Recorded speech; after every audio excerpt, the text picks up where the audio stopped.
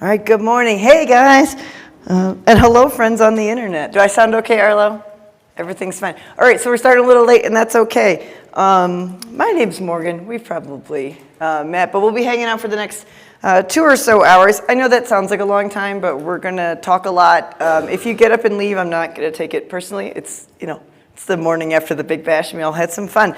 My voice sounds like this. We're going to get through it.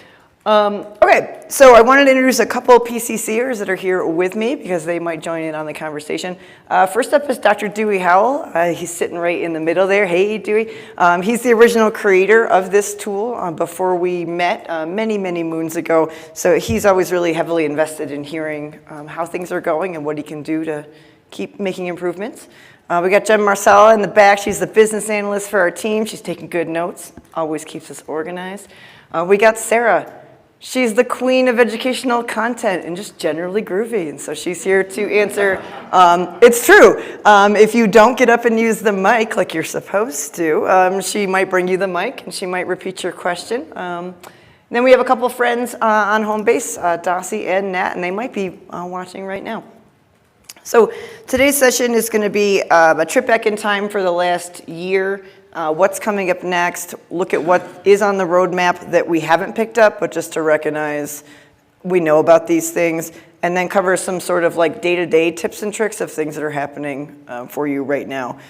So I imagine most of you were there on Wednesday morning when I talked, so this is going to sound familiar, but this is the more in-depth version. All right, we're still doing good. Okay, so the last year is roughly our 9.7 release, which was just after the users conference through 10.0, which was in June of last year. No, June of this year, like a month ago. Okay, here we go. So 9.7 was when we did the pharmacy component makeover. We added 2 different configuration panels so that you can, for your own account, decide what you want to happen when you add a new pharmacy. Copy pharmacies across siblings, and add nicknames for when those pharmacies are hard to find, or you might have a lot of the same name pharmacy in your area. So let's actually look at these. First up, depending on how long you've been with PCC, eRx, and a lot of you I recognize, so this is, you've been here for a while, but some users, this might be the way it's always looked. You still have a trash can, that's easy. You can add them at any time. We moved the default pharmacy indicator, that little blue checkbox, way over to the left-hand side. And anytime you make changes to the default pharmacy, it's now at the top, making it easier to know which one truly is that preferred pharmacy. If you haven't made any changes to this config panel, or if you've never seen this, well, these could be some changes you can take home or do them right now if you're logged in. So previous to these changes, and these have been live for roughly about a year, when you would add a new pharmacy to your patient's profile, it would just go to the bottom of the list. And some of you, that you didn't care at all, and some of you said, no, I expected that to be the default. But maybe it's also only the default for today, right? So there's a little bit of a middle ground there. So the default, which you can totally stay with, is to never put that pharmacy as the primary pharmacy. Just put it on the bottom of the list, and you can physically change between those radio buttons. Maybe every time you add that new pharmacy, yes, of course, I want that to be the default. You can use the always option, or you can do something that's a little more patient and situation specific, and that's the option for ask each time. So in this example, I already have 2 pharmacies on my patient's profile. I want to add a 3rd one, depending on what my account is set up to. If I'm using ask each time, I would see this prompt instead. And at that point of care, I can decide if I do want that to be the default. There's no option for make it the default for just this prescription and then go back where it was. That'd be cool, but then what logic are we using? So we'll let you decide as you go where you really want that to be. Has anyone tried this out yet, or is this totally new news? Okay. All right. The other really cool one is being able to copy pharmacies across siblings. Again, if you have not made this change, nothing's going to happen. You can add a new pharmacy for John Canning, and that's it, even if he's got 25 kids living in this house. Sorry, Yeah? I tried to do it, and I couldn't find it. Where do you find this? This is under My Settings in PCC eRx. PCC. Yep. I have slides from a pre-conference session on Tuesday that walks through everything in my settings, because if you've never been in there, you're going to have questions, and I can send those to you that'll walk through everything. Oh, I was just going to ask, does it affect literally just my settings, or is it whole? Those are just Dr. Diazio's settings, so you don't have, these two don't have to agree up front. They can do different things in their profile. So with the pharmacy changes, right now it behaves exactly the way it did before, which is not copying across siblings unless you've changed this. There's a theme here. If you want it to always copy to all siblings, you can do that, or maybe ask each time will be perfect. So in this example, John has some famous brothers in various jam bands, and when you pull up his chart, when I go to add a new pharmacy, if I have ask each time set up, I'll now be prompted and say, which one of the gang do you want to share this pharmacy with? This is great for the crew that's doing the check-in and copying those pharmacies each individual time to all of those siblings. So this one is also under my settings. It's just your account. Nobody else needs to know what you picked. You can keep that a secret.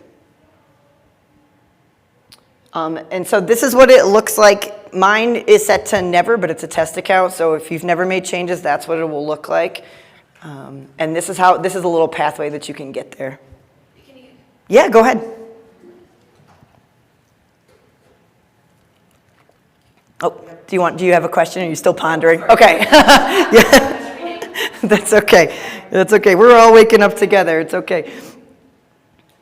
All right. So, when there's like a million pharmacies that are in the system, and there's kind of two things that I want to say. First of all, if you're struggling to find a pharmacy in general and you cannot find it, give us a call. We can look and see if it's truly not in there. Both your office, and PCC cannot add new pharmacies to the assortment of pharmacies in that search results. That is sourced from SureScripts. So when pharmacies are doing these mergers or they're closing, all that kind of stuff, we receive that information from them and update your system nightly and weekly. So if you don't see the pharmacy you need, if it's truly not in there, we should have it to you within a week if they participate in the SureScripts network. So that's the caveat. You can go to them and say, hey, we don't see you, and you need to get signed up, and that's on them at that point. But maybe the pharmacies are in there and you just struggle to find them, or you work in a busy downtown area and there's a Dwayne Reed on every corner, and you've come up with these cute nicknames to figure out which one they are, but then in the system, they're all the same. And they all say the northwest corner of blah, blah, blah, and it's really hard to keep track. So with the pathway at the bottom of this screen, you can go into administration and pharmacy nicknames. And what you'll do is find the pharmacy that's hard to find, and then put a nickname on it that either you know about at the office, it's what you call it anyway, or make it just easier with some identifiers. So I picked out CVS and said it's across from the hospital. This other one's next to the train station. Very simple, just search for it. You'll be prompted with a different window to put whatever nickname you want. Unlike the personal pharmacy settings, this is practice-wide. So this is for everyone. I made this example here. If we've ever met, I love tacos. And so I said that this Walgreens was next to the taco truck. And then you also can search by that search term. So it's not only just on the screen as a display, but also searchable. Once you do that, also in the patient's chart, you would see at the bottom, that bottom entry there, it says next to the taco truck. So when you're in the room with a patient trying to figure out which pharmacy you want to send the prescription to, you can say, oh yeah, the one next to the taco truck. Make that nice and easy. So again, under administration and pharmacy nicknames, you will have these slides to look at later to add these anytime you want. Questions on this one? This is for, the question was, this is for the whole practice? Yes. Yep. All right, let's take a look at the 9.8 release. 9.8 came out in the fall. This is the one where we changed the formulary service from that pretty boring one that didn't tell you too much to the patient-specific one about your plan with all the good copay information. We did some work with medication history, some cancel behavior, and that reroute button. We're going to walk through each one of these this morning. All right, first we're going to take a trip back in time and look at what formulary service looked like before October 2023. This is This is not a great example for pediatrics, but in our test environment, we have to only choose certain drugs to trigger these these formulary results. But this is what it looked like. It says it's a brand and it needs a prescription.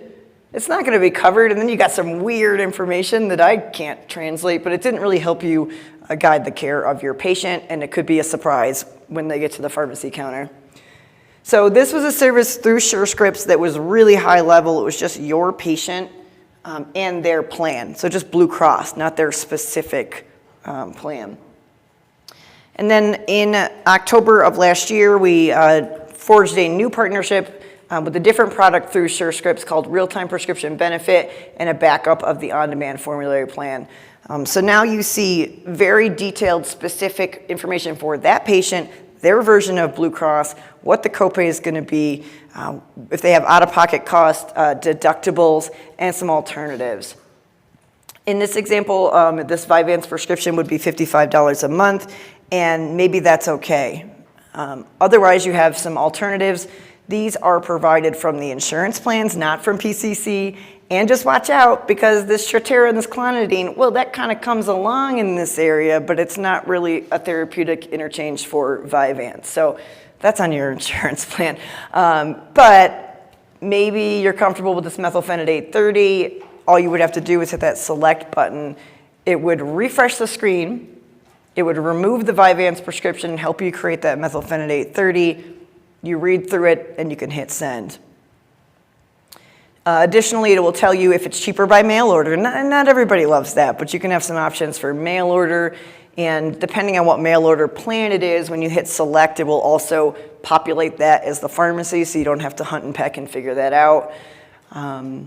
All sorts of good information on this. I feel like I'm missing something, so I'm going to look at Dewey and see, is there anything? We're going to talk about on-demand formulary in a moment, but the coverage and the results that we display for you are through SureScripts. So when you're running this and you say nothing's here, you can call us, but there's not much that we can do about it. If you're finding across the board, like a huge amount of your patients do not have real-time prescription benefit services, like our friend way in the back, with like Blue Cross of Alabama, they don't get anything. And that really stinks for their population. So those are the kind of things we want to know about. Dewey loves running numbers, and he'll go in your system and figure out what's going on. Sarah helped us create a template letter that you can send to the PBMs and say, this isn't cool. We want this information. This is important for clinical care. So if you are noticing a trend, let us know, or we'll help you identify those trends and get that letter sent out. There was a small issue with selecting alternatives that we fixed in June. Sometimes you would see something that was a better option in the bottom section. You'd hit select and things just weren't going quite well. So that should be fixed as well. Have you guys been trying this out? What do you think? Yeah, we got a question up front, or a comment. No, yeah, it's very helpful in a lot of instances, but sometimes it sort of seems to go like back and forth. You know, like you pick a different albuterol and then the suggestions change, and then that one, even though you picked that one and it said it was cheaper, now the top box says not authorized or something. Oh, that's interesting. So you saw something in the alternates, picked it, and then up top it's like, no. So good, yeah. Try again, and then it's giving you something. Yeah. Is that something you've noticed recently? Or, because in the last month we did fix something with the... No, it would not have been within the last month. Okay, keep an eye on it, because I bet what was going on was partially that, where it was just going in this kind of circle and causing some confusing results. Is anyone having problems with it, or noting that like across the board you're not getting results, or the patient gets to the pharmacy and calls you and said, you said $8 and they're saying $400, anything like that? Okay, well that's good news. Alongside this real-time prescription benefit, which is real-time and very specific, sometimes you will see kind of more of the basic formulary results, and when we don't have that real-time prescription data, we're going to do the best we can from essentially like a read-only file that just says, hey, here's some basic information that might help you through this. So sometimes you might not see the super exciting stuff, but instead our backup formulary service. Okay. All right, poor medication history has had some tough times over the years, and some of you have charts that look like this. times 10. And so there's this huge list of all of these drugs, and they all look the same. Before the release in the fall, you were like, well, Morgan told me just hit that trash can. And so you're like, boop, boop, boop. And then you get that message, and it says, we just canceled that in the pharmacy. And you're like, I don't know what I'm doing wrong. You weren't doing anything wrong. There's a couple of things that happen with this. First of all, kind of just ignore this example and think conceptually about a prescription that you wrote for 30 days with 11 refills. And that felt good, right, at the time. But then somewhere in that year, you decided this wasn't perfect for that patient, or they stopped taking it. That cancel message, when you hit that trash can, is to tell the pharmacy to get rid of the rest of the refills, because otherwise they can at any point show up and fill that prescription again. And if you don't want them taking it, that might not be good. So that cancel message has a lot of value, but it doesn't feel valuable when you just wrote this Ritalin LA and then tried to clean up the chart and you just canceled the one you just wrote. So with the 9.8 release, which came out in the fall, we added an active RX indicator that will help you know that one has a prescription attached to it that's fresh and at the pharmacy, so maybe don't delete that one.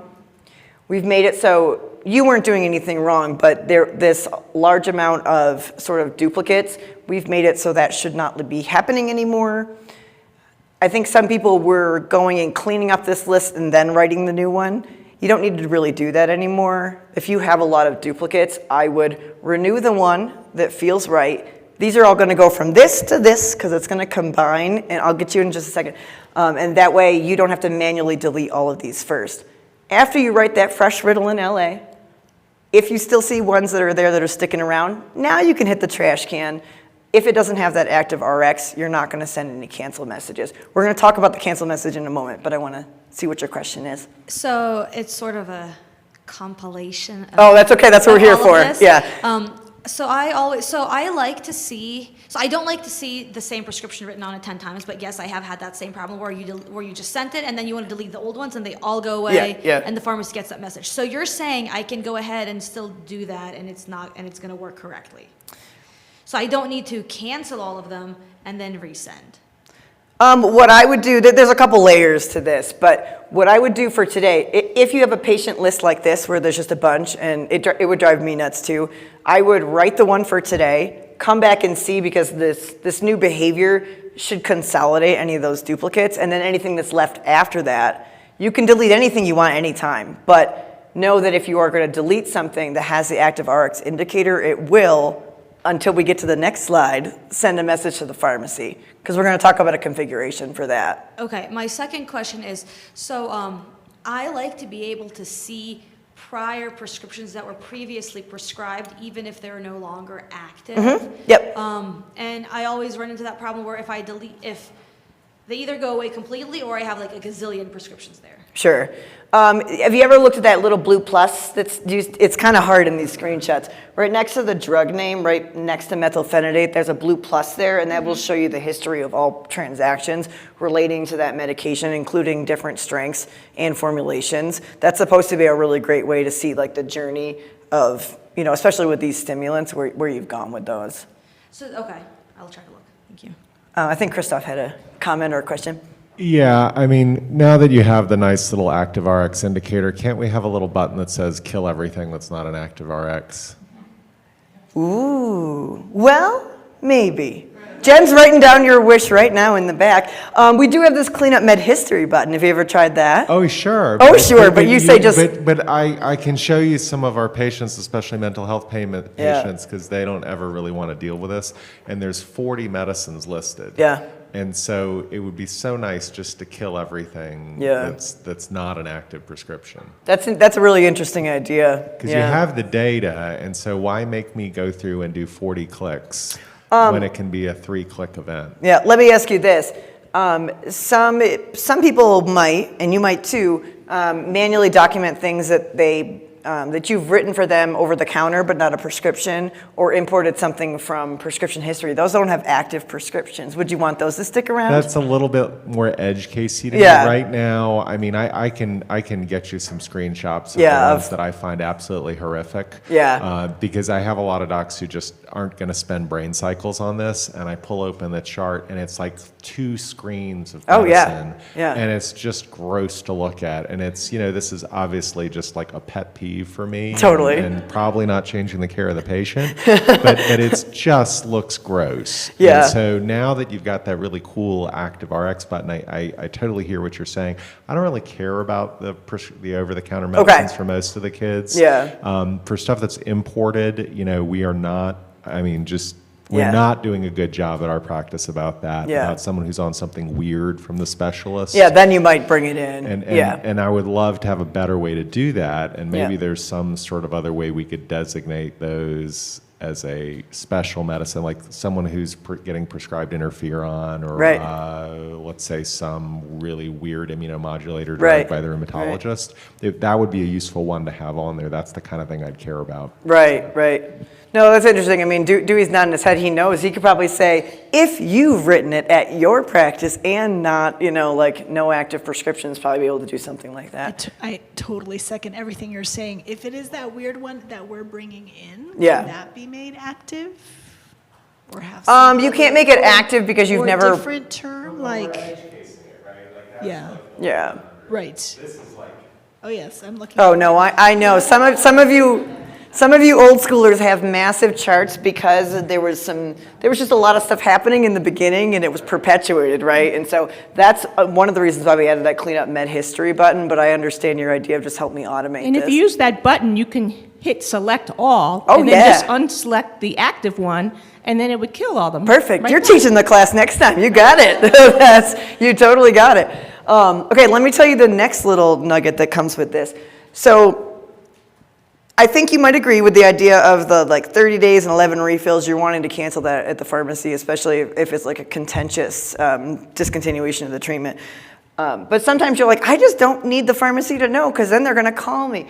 You can now, on a per user permission under my settings, for your own account, decide what you want to happen when you hit that trash can.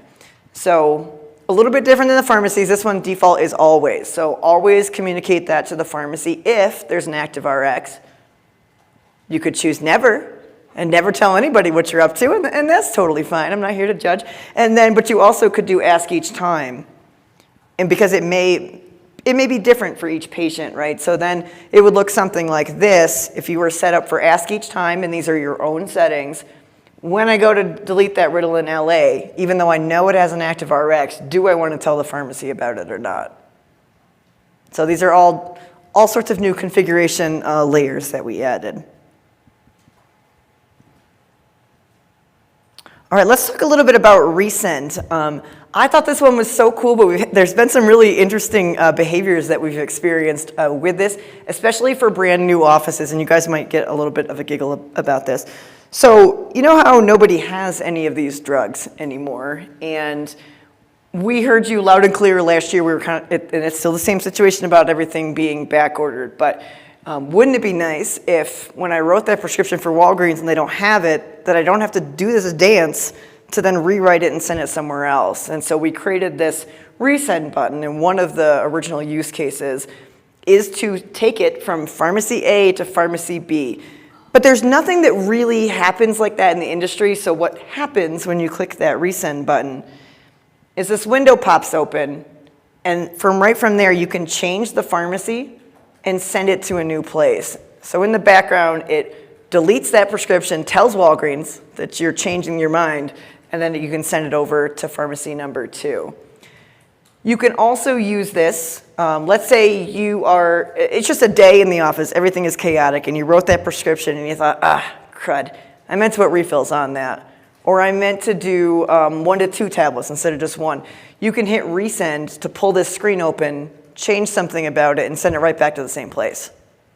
So this is like a new magic button. I was really excited about this one. But I need to call this one resend only when you want to.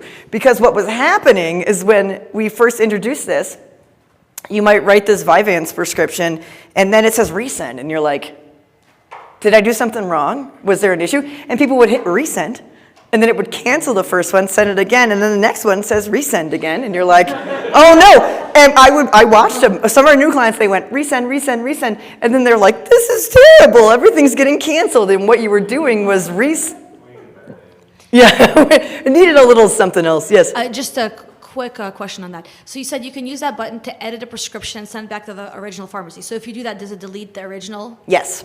Yep, it communicates that for you. We're saving you a lot of steps there. So resend will automatically display and you've done nothing wrong. This is an optional little nugget that we added for you. It does not indicate that there was a problem because that's some of our brand new clients. They didn't know any better, right? They haven't been around like you guys have. You can use resend to edit that prescription and send it back to the same pharmacy. You can send it to a new pharmacy. Heck, you can edit it and send it to a new pharmacy. You can really do anything you want here.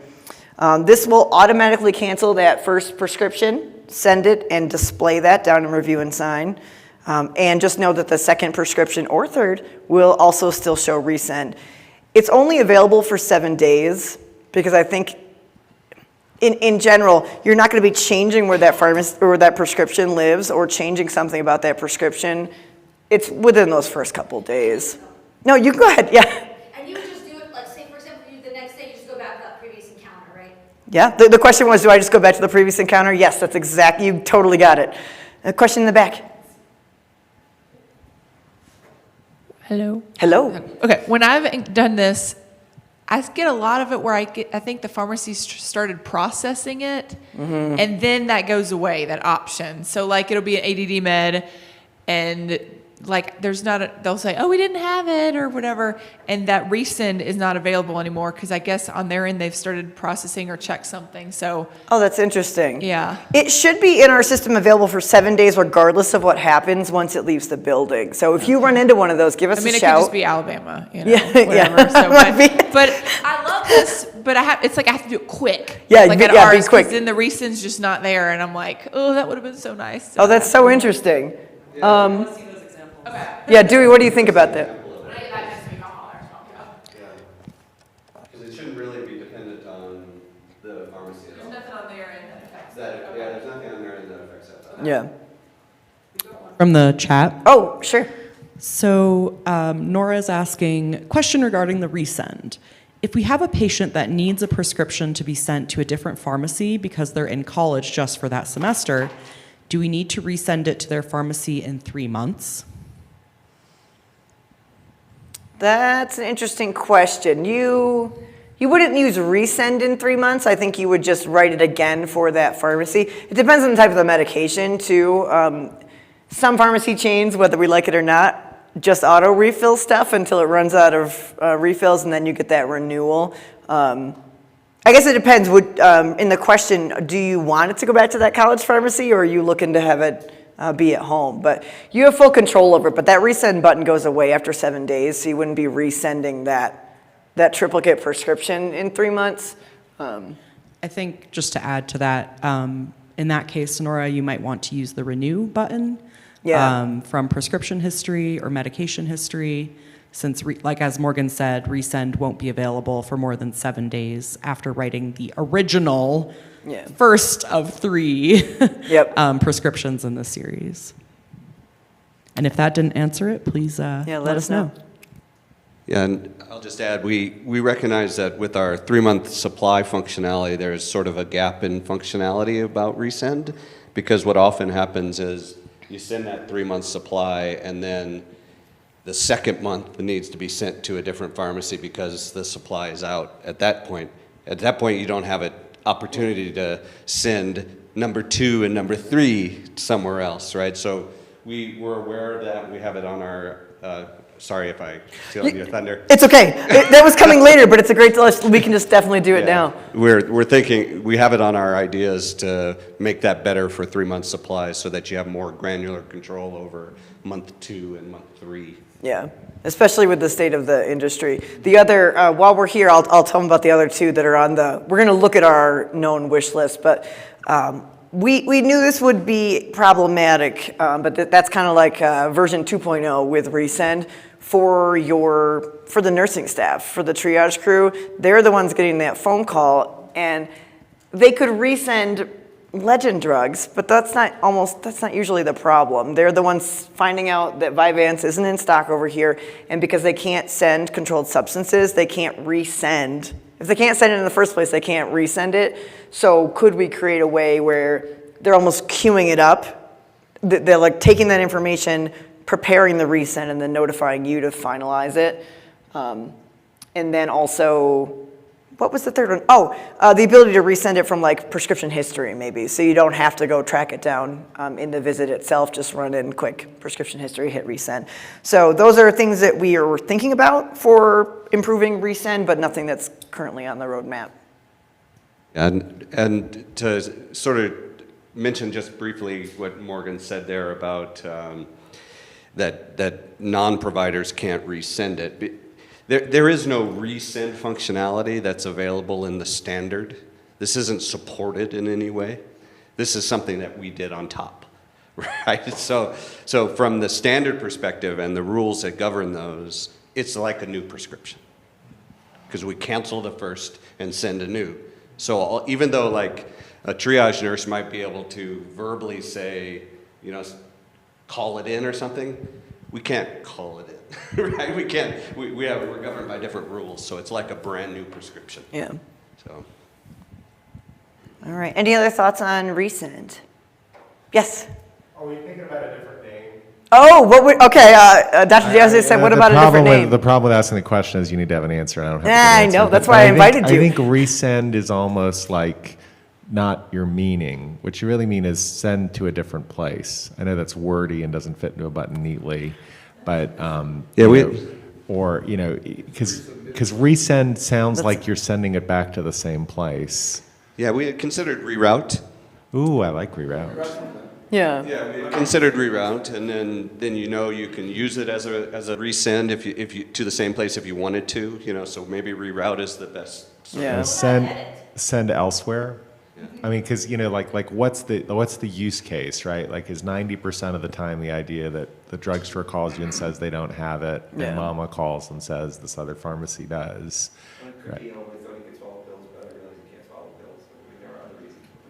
To me, that's I mean, I really feel like the comment was that if they can't swallow pills and you want to, but that's really cancel and send a liquid prescription, right? That's not send the same thing to a different place, and that's what I hear this as.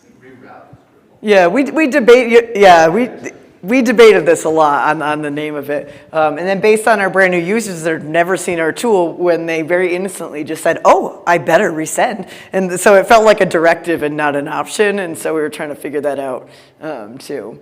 I appreciate the feedback for sure. All right. I touched on these very quickly on Wednesday morning. These were probably the highlights that we also changed in the last year. We're going to talk through a few of these later with some images to kind of get a good sense of these. With the 9.8 release, we added the automatic kind of calculation suggestion for commercial package sizes for liquids and drops. That one feels pretty okay for eye drops and ear drops. Mixed reviews on liquid antibiotics. We'll talk about this one.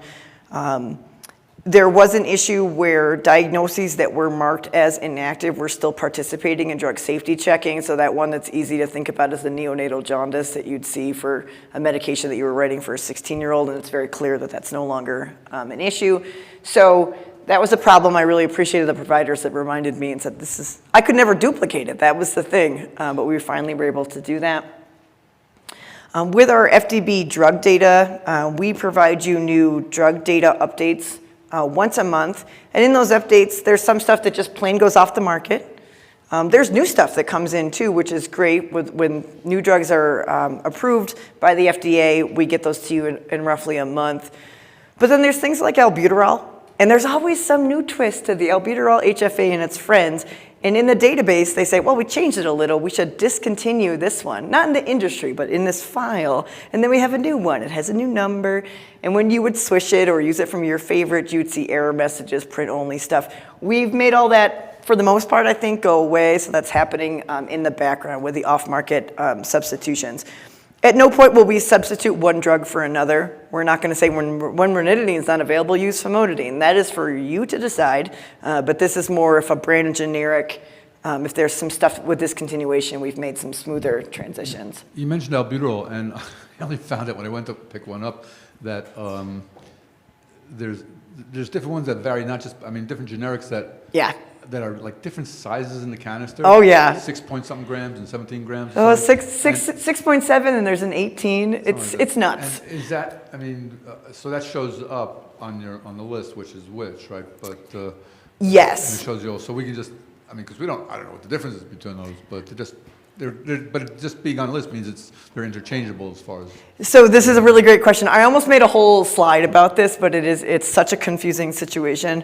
Albuterol, the HFA, also had, this is in the past now, 3 like branded generics. There was like Ventolin, ProAir, and Proventil. The only one that's available besides plain boring albuterol HFA is Ventolin. And Ventolin is 18 grams, and albuterol is 6.7. So there's some other stuff that's happening too when you create that we can't send it to the pharmacy as one inhaler. We have to translate it to the number of grams. So then the pharmacy gets a prescription for 6.7 grams, which they can figure that out, but when it's 2, now it's 13.2 or whatever that is, and so that's confusing. And depending on what your preference is, those weights are very different between Ventolin and albuterol. So we can look at it after class too. I was going to say, if they have, are they, you know how they don't want to take responsibility for switching anything? Yeah. So they won't, like, let's say they have one but not the other in stock, and you send randomly one of them, they won't switch it to the other? So in the prescription you're creating, you could say, there's like, I'm like showing you with my hand for some reason, but at the top it says albuterol HFA, and then there's a dispensing dose form. And if you pick, there's one option that says albuterol HFA or equivalent, and then there's one that says Ventolin HFA or equivalent. Both of those, because there's only 2 left on the market, should be interchangeable, but I think it can depend on the pharmacy staff. To me, you'd probably be better off going albuterol and just keep it as plain as possible, unless you know the insurance for some reason wants the more expensive Ventolin. And yeah, and then ProAir and Proventil are off the market at this point, so they've not made this easy. That was a great question. The patient takes no medications button in the medication history section.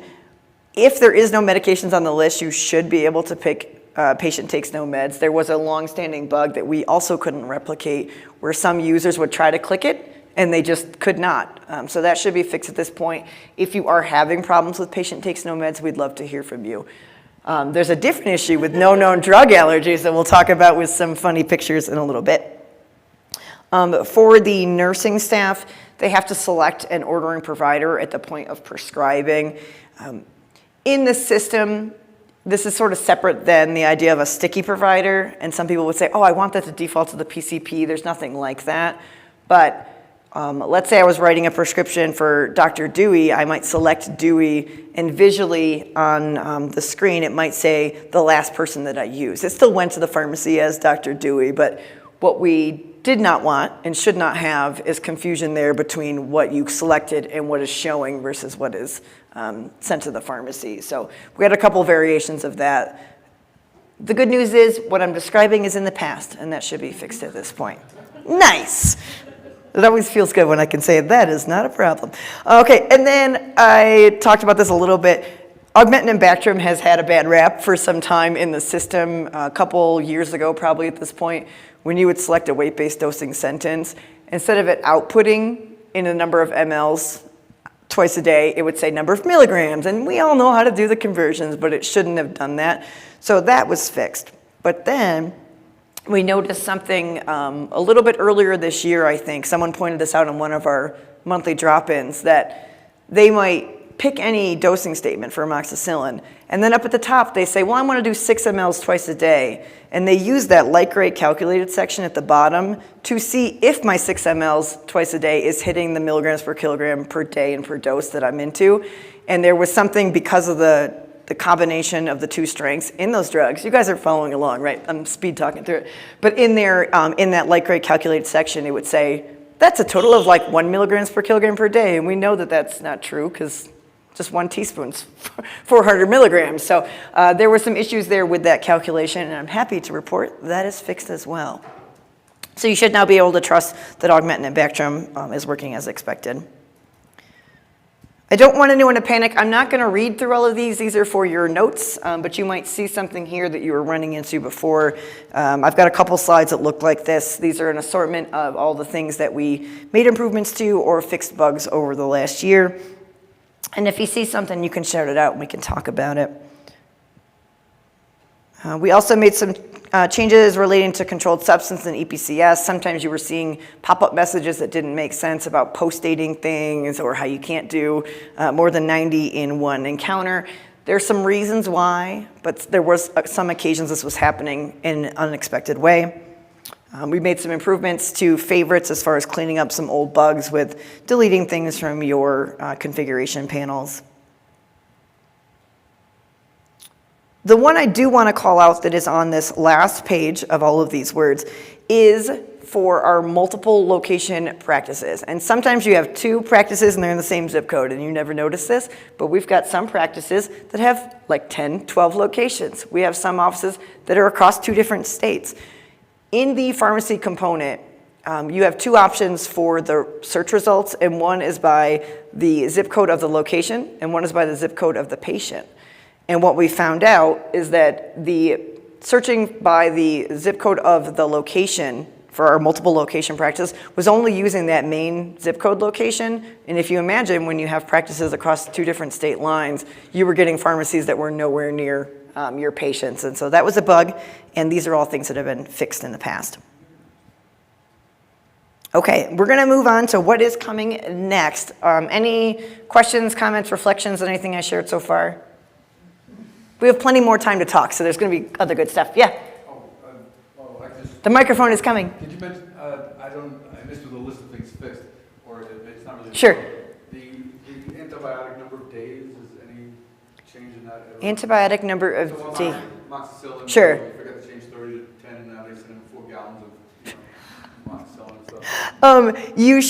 stuff. We should look at your system because you were one of our original ones, and I wonder if you still have some dosing statements that aren't nearly as specific as they should be. Most of your dosing sentences, that big list of like how to take it, at the end of those should say like 7 or 14, 10 days at the end of those. If not, all drugs default to a 30-day supply. So we should look, otherwise. Maybe me in the habit of still building from scratch. I bet you are. Yeah, I think that, yeah. That was a great question. And the other thing I was going to say related to that is we, probably 5, maybe even 6 years ago, before I even joined PCC officially, Morgan and I did a pass to clean up the lists that you get and the sentences you get to try to make them very relevant. And that really helped 5 or 6 years ago, but it's now been 5 or 6 years, and the database changes all the time from our drug providers, so I think it's time for another Dewey Morgan pass on sentences. Do you want to tell them what we call the project? Oh, what was it? It was the Sandhills Cleanup Project. Oh, yeah. It was. It's because, Dr. Diazio said, this is crazy. Too many sentences. Like, I can get down with this, but please just help. And so we actually used your system as like the beta round to do that. So I think it's time, to. I think also sped it up. There are. Believe it or not, I have more things to tell you, but this session is not heavy on configuration. I do have some slides that go through, and if you've never done any configuration cleanup, there's so many things you can do to improve the efficiency of your system. I'll mention it again at the end. We have an open sort of walk-in clinic after lunch. If you want to tinker with your system, today's a great day to do it, and we can come hang out, and we'll help you get your system moving faster. Okay. So I am not going to go through the big analogy and all that crazy stuff that I said on Wednesday morning, but we are going to talk about the roadmap a little bit and then look at some screenshots for Pocket PCC and also look more in depth about the EPA project. So the van is back, we're heading out on our road trip, and what's mystery location number 1? Oh, well, it's prescribing for Pocket PCC. I am so excited about this. If we have time at the end, One of my favorite things from this conference is watching Dewey connect his phone to the screen and show you and scroll around. Oh, welcome. And then, you know, you look at it this way, you turn it this way, you turn it back. It's really cool stuff. I know how important this has been to our offices, and every year I get up and say, it's coming, I promise, but I mean it. It's on my phone right now. But I say that, it's not ready. It's gonna look like it's ready. We still have a little bit more work to do. But in case you missed the timeline of it, this is scheduled for the 10/2 release, which is just after the winter holidays. If we can get this out to you earlier somehow, we will. Right now, what we're focusing on is taking the existing eRx tool and looking at it from a mobile perspective. And there's so much of it that we can keep. I don't think we're really gonna have to exclude anything, but we just wanna make sure that when it's squished down, that it's responsive, it looks right, and that you can actually get through those prescriptions. Because if you're really excited to prescribe from your phone and then you're like, oh, and everything is all over the place, that won't be a good experience either. So here is a sneak peek of what it's gonna look like. Oh, do we have a question? Oh, welcome. Hi. So if you're doing EPCS from your phone, you're going to need a second authenticator device? Yes, I was just going to talk about that. Great question. No, it's okay. It's okay. That's exactly why we do this. Okay, so here it is, guys. Wow. On the far left-hand side, that's Pocket PCC. You know what it looks like.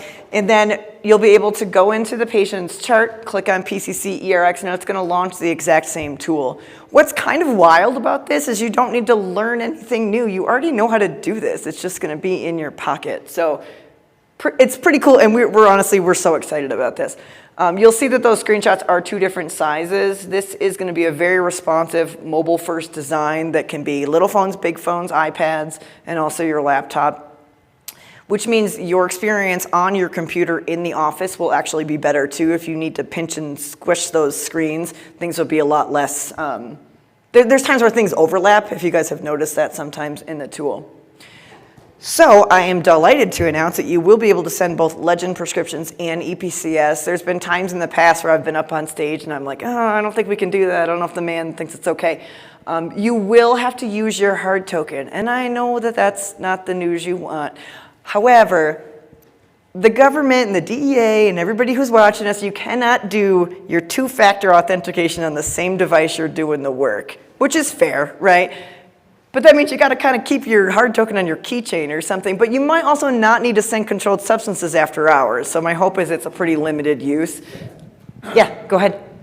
I mean, I still do most of this stuff after hours on desktop. I mean, Okay, or even if I had my laptop. I mean, can you use your phone if you're doing it on your laptop? Yes, absolutely. Yep. Yeah, it's just that they need to be 2 separate devices.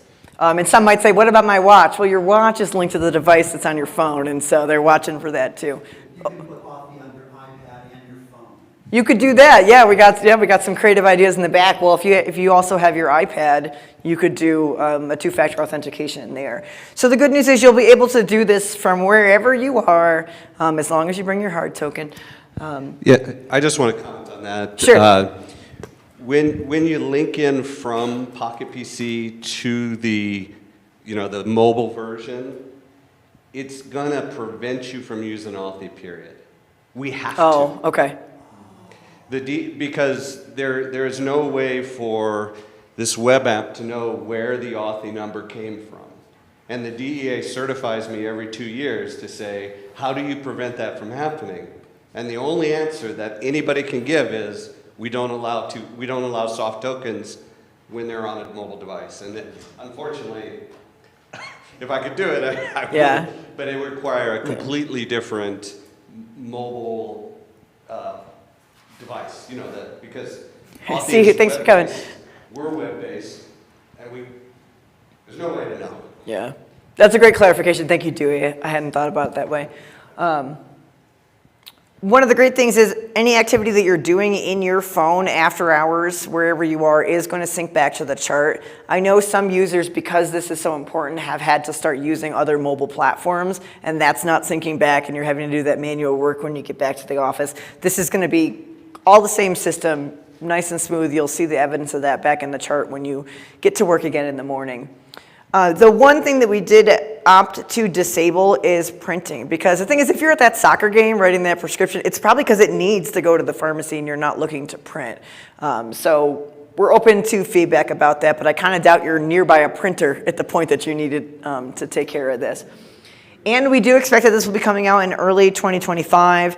These screenshots are early, prototypes, so if it's not exactly like this, it'll be okay. But we really, I was very honest about this the other day when we realized kind of the reality of how long EPA was going to take. I was like, oh no, this isn't going to go over very well. And Dewey said, you know what?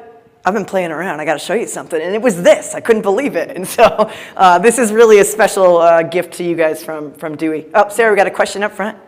Oh, we got a question up here, though. Oh, sorry. Yeah. I thought I had a question. Yes, you look like you had a question and then you didn't, and that's okay. Not a question, but I just want to say that this was the first thing I've ever asked from the Wishing Well. From the very first moment I signed on to PCC, Okay. and I kept being told it's impossible, it's impossible, it's impossible. Thank God it's Yeah, finally it's here. coming. It's here. Yeah, there's been a lot of things I've shared over the years that this seems so much more complicated than it was. Like there were certifications and all these roadblocks, and we can show you at the end if we have time. It's really happening. We've already sent test prescriptions out, and so we just need a little more time to fine tune it before it's really live for you guys. Questions, concerns, anything about this one? Did you guys already text your pals back home and tell them? Yeah, probably. I was looking for your face, and when I was up on stage, I was like, where is he? I know he's going to be excited. Okay. So then we're back to the van and we're cruising down the road. Woo. Okay, so EPA, we are definitely coming back to this, especially for any of the nursing staff that's here or on that call. We are so excited about this project. There's just so many layers to it. It does need more time to really do this justice. So Pocket PCC is not going to take us that long to get through. Then we're back to EPA. Part of the delay with this is just the release structure at PCC. So I'll give you a little background information on how this works. We have to have our code done, meaning like we have to build it and test it and do all that stuff several months before the release gets out to you. We do testing internally, and then some of you are beta testers and kind of moves through the cycle. So roughly for next year, we've got 10-2 coming after the first of the year. So that the deadline to have stuff ready, that's pretty soon. So we're not going to make that deadline. There's a release around the users conference next year. That's what we call an infrastructure release. So that's all the plumbing. It's like the well checks. You got to do that stuff to get everything feeling good for the system. But in those releases, we typically do not put out any new functionality because it's important to get all the background stuff working properly. So it's not very exciting of a release, but it's important. So that's why EPA probably can't be out in the summer, and that would likely be in the fall. That could change, though. So just stay tuned. We're going to get this out to you as soon as we can. So let's look at EPA a little bit, because I know I zoomed through this on Wednesday. This is what it looks like today for you for prior authorizations. With that new real-time prescription benefit, you see if it needs a prior auth, but you still can't do anything with it. It seems like across the board, everybody's using Cover My Meds, which is fine. There's, different opinions about that, but it gets you through. Depending on the insurance plan, you may still have to do it all over the phone. You may have to do those faxes. You're printing out stuff, and you're definitely spending a ton of time, whether you as the clinician is doing it or the nursing staff is doing it. This is a delay in patient care, and it's really the PBM that's in the middle of all this, and it's industry-wise not the most fun. Do you have a comment? It's a comment. Oh, I love it. I'm sitting next to this guy, so he's egging me on. Okay. It's not a complaint. It's sort of ironic. It's not so much a comment as much as an ironic complaint. I was really looking forward to the real-time pricing. Yeah. But being slightly compulsive. Yeah. Previously send something, especially like ADD medications, Yeah. and then it's not covered, and Yeah. my nursing staff dealt with it. Right? Yeah. Now I'm sitting there and saying, "Oh my God, they can't charge you. That's ridiculous. That's too much." So I'm spending literally 10 minutes finding the best possible thing. You almost have too much It's like information. there's too much information, I can't let it be, so I just say, wait, I'm going to try one more time. Let me see what this one. This is like with a new patient or something like that. But sometimes it's like too much information. I'm spending so much time, I get kind of stuck down a rabbit hole because it's almost fun to do it. That is actually that's really funny. Dewey, you walked in just at the end of it. He says he was really looking forward to real-time prescription data, but now it's almost too much because he obsessively wants to get the best price possible, and he's clicking and seeing what he gets. I'll tell you, when we first when we first unveiled this to our PCCers, the look on their face was like, wait, I want to know what my prescriptions are, but they don't see pediatricians that use our software. So it is a really cool tool in the industry. So now with the real-time prescription benefit, you see it needs a prior auth, and maybe you're like Dr. Schwartz and you're like, I'm going to find something better. And so you might just ditch that completely, but sometimes it comes down to it and you do need to do those prior auths. You may be signed up for, or your providers are signed up for change requests. So this is an inbound piece of communication from the pharmacy to say this needs a prior auth, but again, you can't do anything with it. You can just say, yep, I did it, or I don't plan on it, or go away, basically. So today you're doing a lot of those manual processes, and our main goal for this project is to bring everything in-house, keep it as centralized as possible, even the manual processes, and just make this the place to be to get this work done. So hopefully you can say goodbye to Cover My Meds.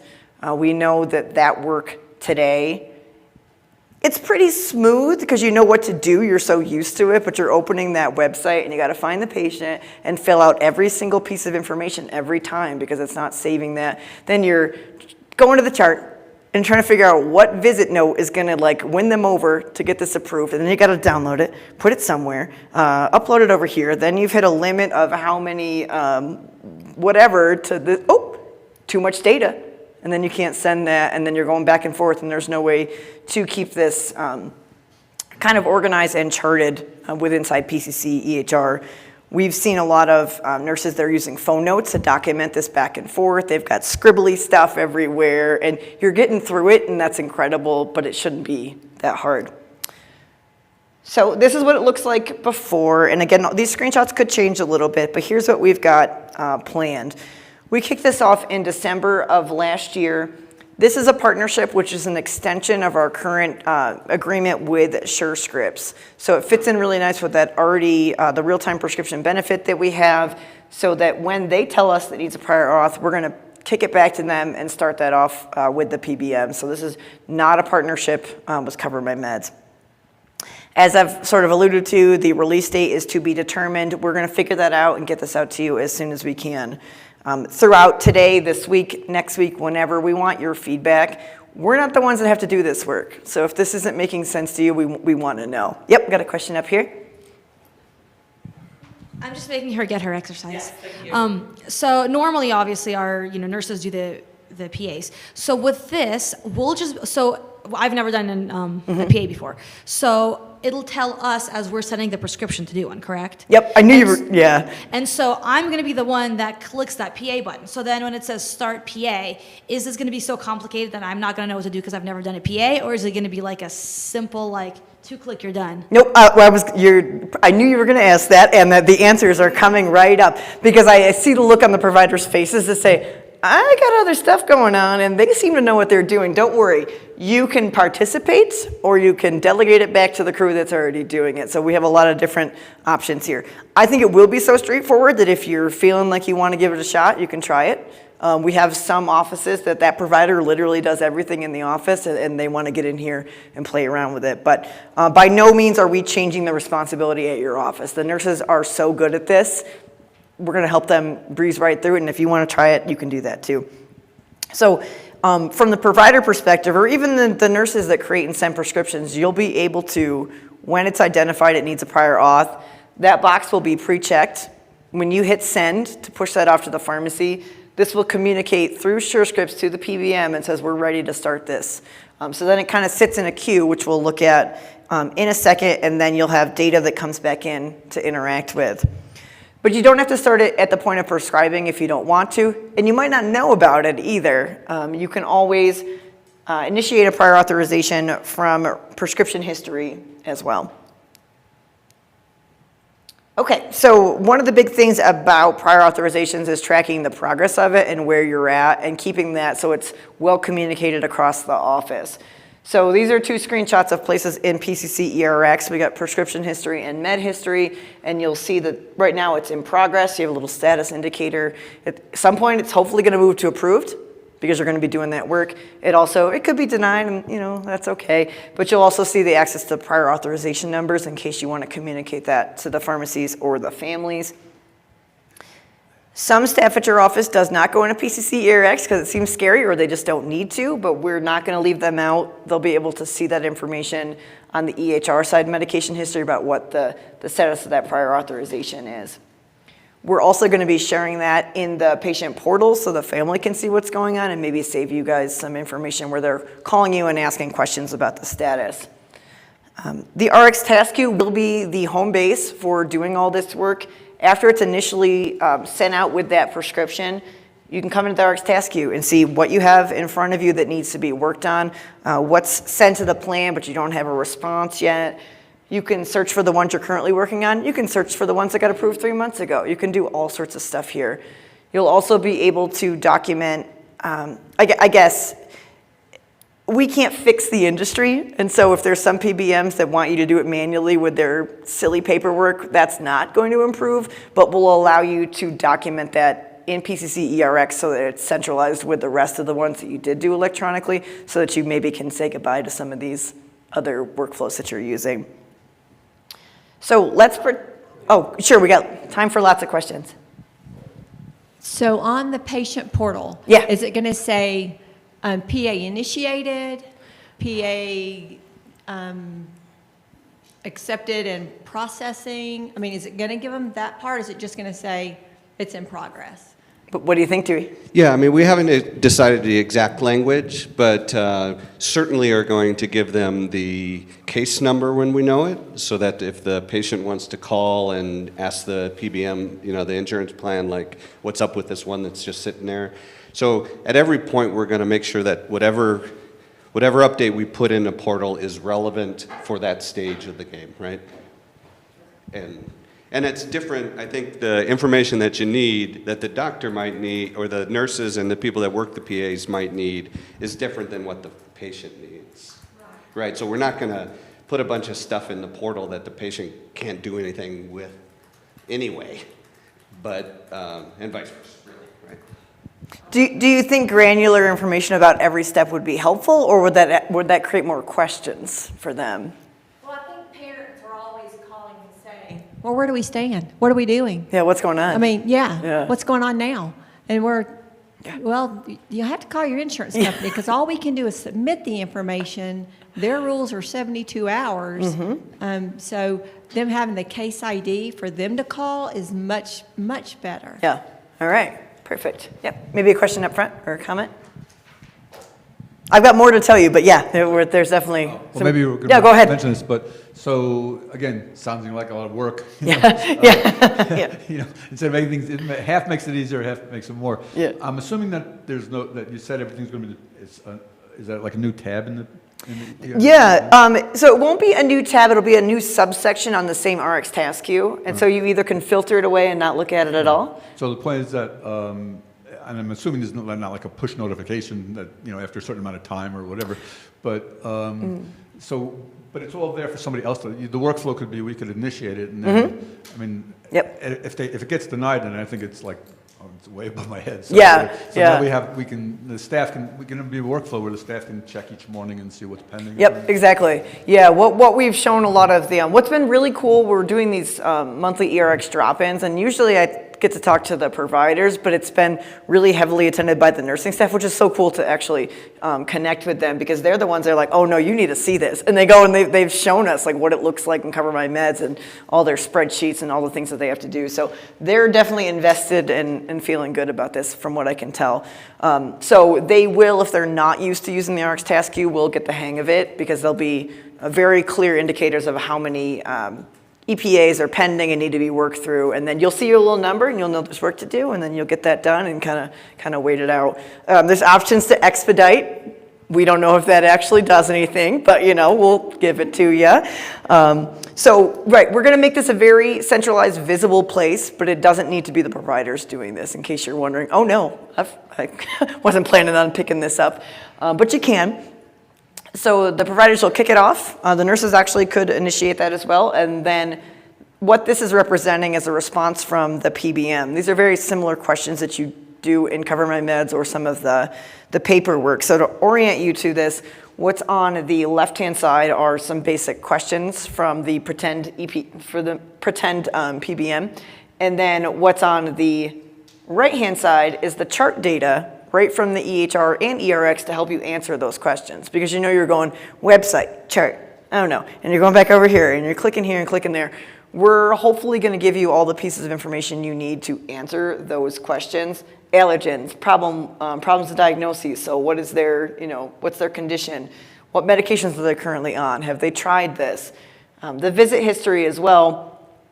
If you click on any of those entries there, it will pop up the actual visit history information inside PCC eRx. You can scroll through and figure out if this is the one that you want. What we're doing in this workflow is trying to answer those questions and preparing those attachments that you might need to send that you've been uploading from your desktop. So you can scroll through the visit histories and figure out what you need. If you click attach chart data, you'll be presented with another screen. And I know this is probably hard to see in the back, but you've got the slides to look at home too. On the left-hand side, you can create a custom attachment and check and uncheck anything that you want to try to tell the PBM about.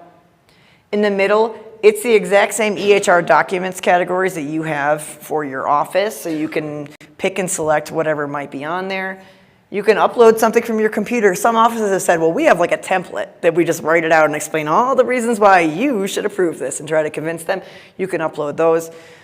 Someone stopped by and mentioned, well, I always just use the summary of care. Can you add that there? So we wrote that one down. That seems easy to add here. But just trying to make your best possible case to maybe get this approved the first time. This is all happening inside PCC eRx.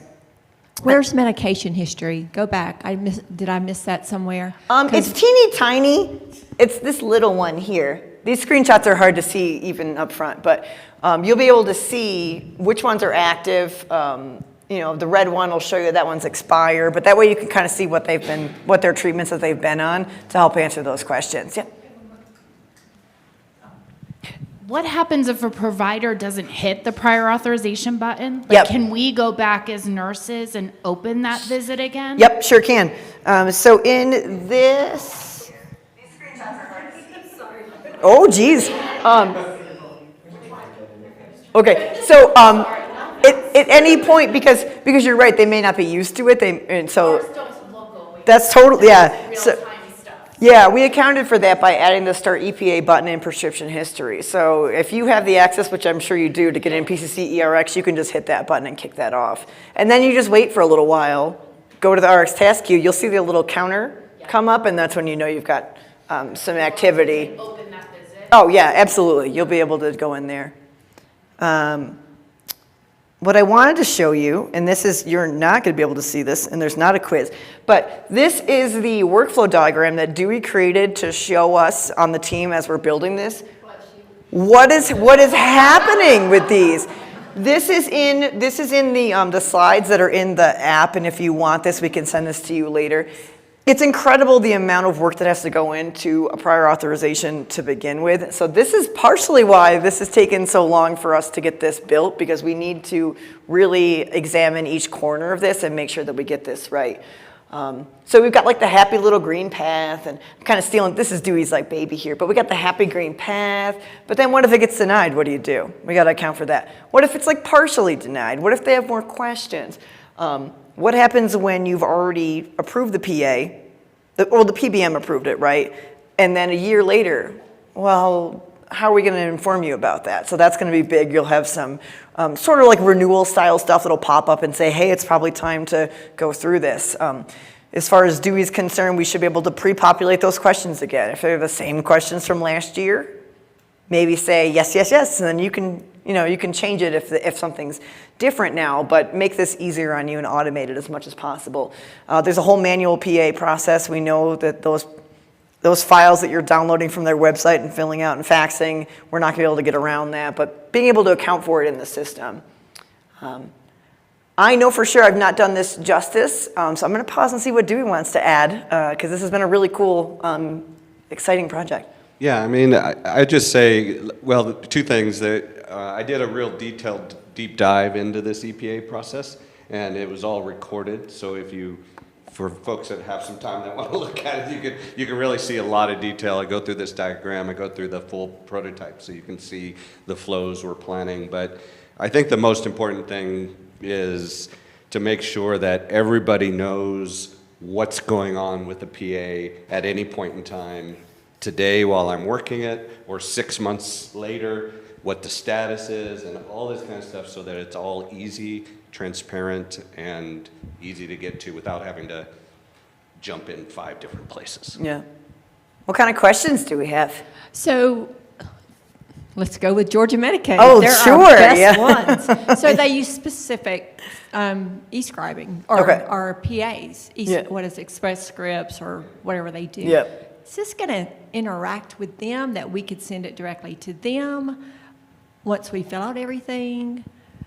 Yeah, so it really is going to vary plan to plan whether they participate electronically in PAs.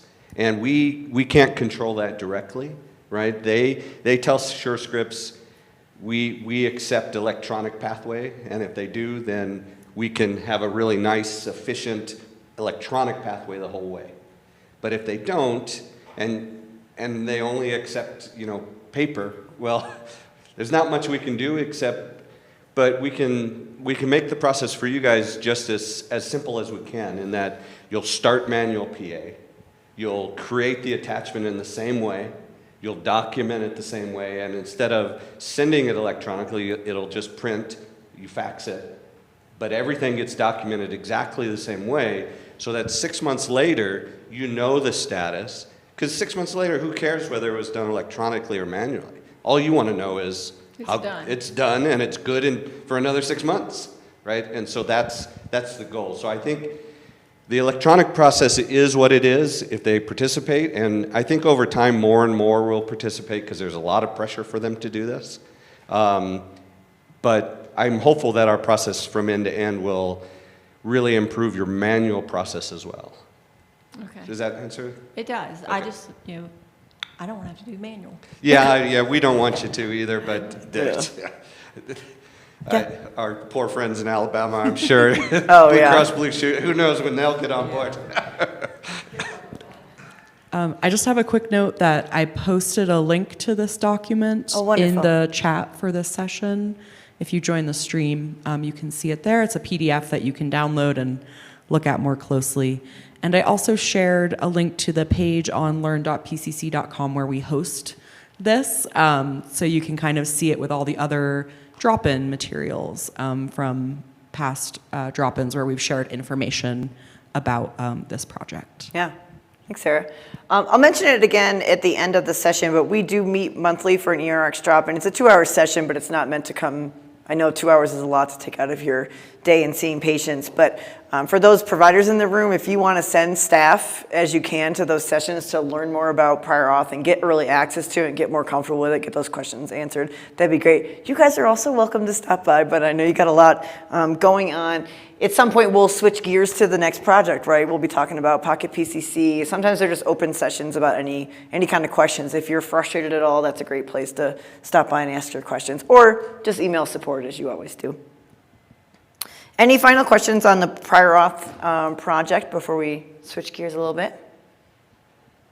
Okay. This is just a quick list of some popular wishes and enhancement requests that we have. You saw it, what we have in front of us, right? We got prescribing from the phone, we've got EPA, we're gonna be busy for a while. If there's ever like really dangerous clinical issues that come up, Dewey and I get those fixed out pretty quick. That's important to not let that go on forever. But some of these things, these are important to our users too, and we wanna try to work these in at some point. So I'd say these ones are top of mind right now. If we went back to my corny roadmap picture, there was like that fourth one was the mystery there. That's likely like a 2026 project at this point. I would love to say that that's prescription drug monitoring integrations. I know that your PDMPs are trying to give you money to integrate all that stuff. There's a lot of pressure, and you have to do this for all your stimulants or any narcotics that you're prescribing. If this was an easy thing, we'd have this on already. So that's top of mind. We would love to get that tackled for you.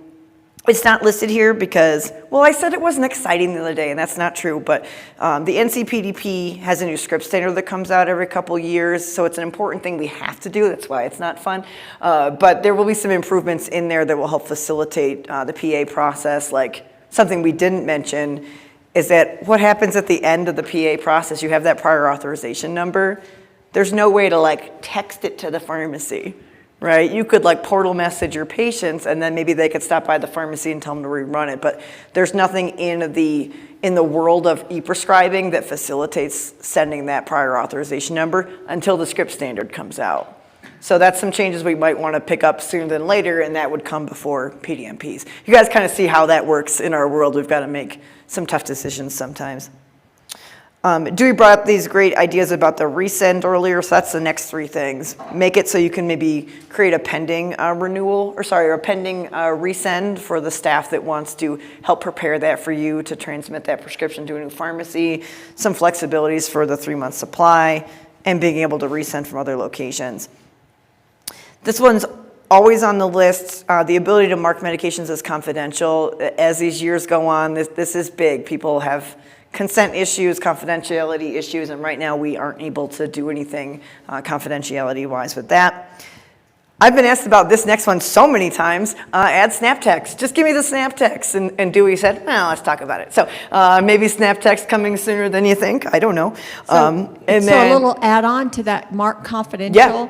That would be one that needed to be marked confidential, not to send out to portal users as to what a PA process is.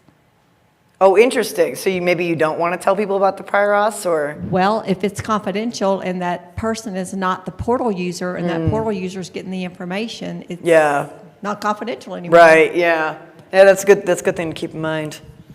The last one on here is adding some maybe per provider or per office preferences about the new package size change. We're going to talk about that in a little bit, and I'll explain why we made that change. And then if you say, I'm still not comfortable, just know that we are thinking about adding some configuration options for that. Questions on these ones? All right, we're going to, oh, yes, go ahead. When you're in Cover My Meds, they always ask for the pharmacy fax number. So my assumption is that when you get an approval, you get the fax and the pharmacy gets the fax. Is that something that could be worked into this tool so that the pharmacy knows when it comes through?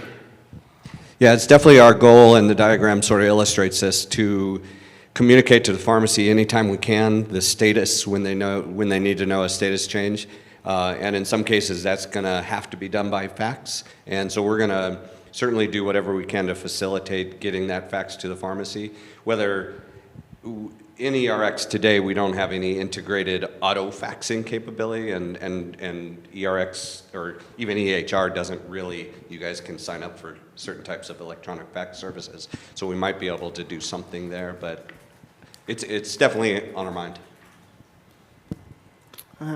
We are going to switch gears and start talking about some tips and tricks. We've been going for over an hour. If anyone needs a bathroom break or just wants to stand up and shake it off, that is, we could do a little dance. Yeah, I'm fine with that. I will not be offended if you take a quick break. Okay, so I came up with there's a little theme to these next couple slides, because I feel like this sometimes, and you probably do too. It feels like every medication is on back order. This stinks. This is not fun for you because you're trying to track down where these medications are. The pharmacy staff in the middle, they're not having fun either. And then also the patients, most importantly, aren't getting the medications that you feel are the best choice for their treatments. I wish I had better news about this. Every time I check these websites at the bottom, more things are added to this. There is no, we use something called an API to get data here and there and like transmit certain things. I wish that there was an API that told me what Walgreens had in stock so that we could help you do that. I think everybody wishes for that. There's nothing out there in the industry right now.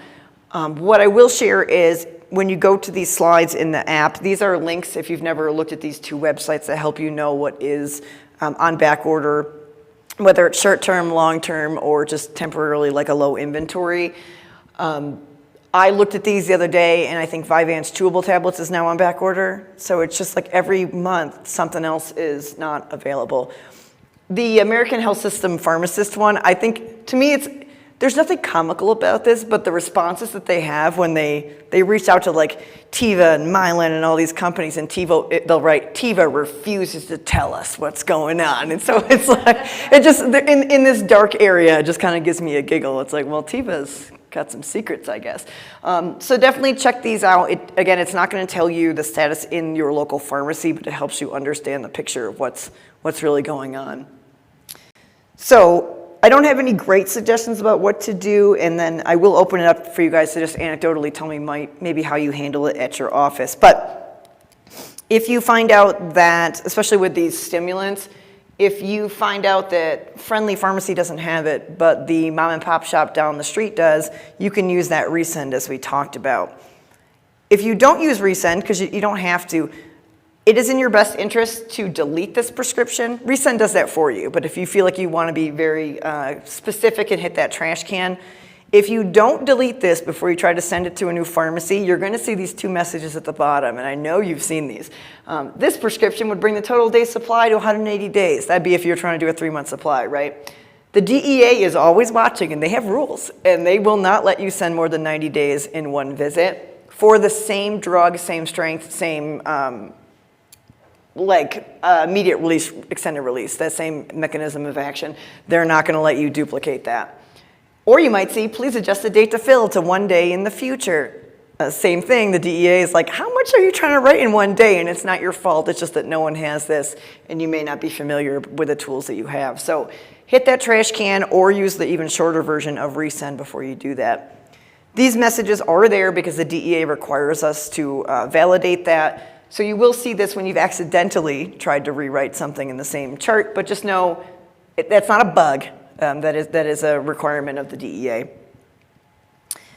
If you're not signed up for change requests, you can. You would receive these inbound messages along with a lot of other things this is like instead of a phone call, this is like a text inbound to you on the RX task queue to tell you that something is out of stock. These ones might look a little confusing and or you just ignore it, right? Because it says amoxicillin's on back order, and then it says, choose one of these options. And it says, do you want more amoxicillin or would you like some amoxicillin? And you're like, you just told me there's no amoxicillin. And then you're like, never mind, I'm leaving for the day. But what you can do is click replace with new prescription. And then you'll say, but Morgan, I still don't want amoxicillin, and that's okay. You click change medication and you can pick a different treatment from there.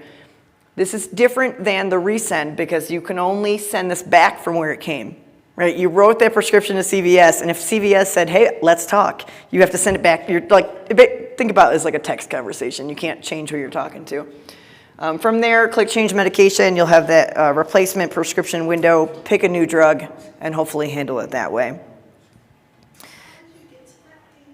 Oh, that is inbound. There's a couple layers to this one. You have to first be signed up for change requests. It's a lot like renewal requests. Change requests, though, have like therapeutic substitution, generic substitution. There's so much communication that you might not love it. But if they send you this change request to let you know that's out of stock, you're not stuck. You can go replace with that orange bubble, then this window up, and then do change medication. You actually have the same option available to you in renewal requests.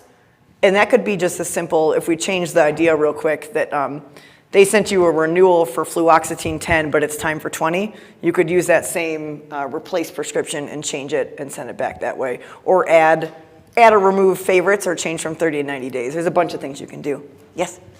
Well, this might not be news for anybody, but I have found it to be very successful and why I want Snap Text in eRx. Pretty much for the last year and a half, every amoxicillin prescription I write, I put a note to pharmacy, may substitute for a different concentration if necessary, and it works great, and nobody calls me back. And I tell the parent, too, because I've had the parent have to clue in the pharmacist to do it.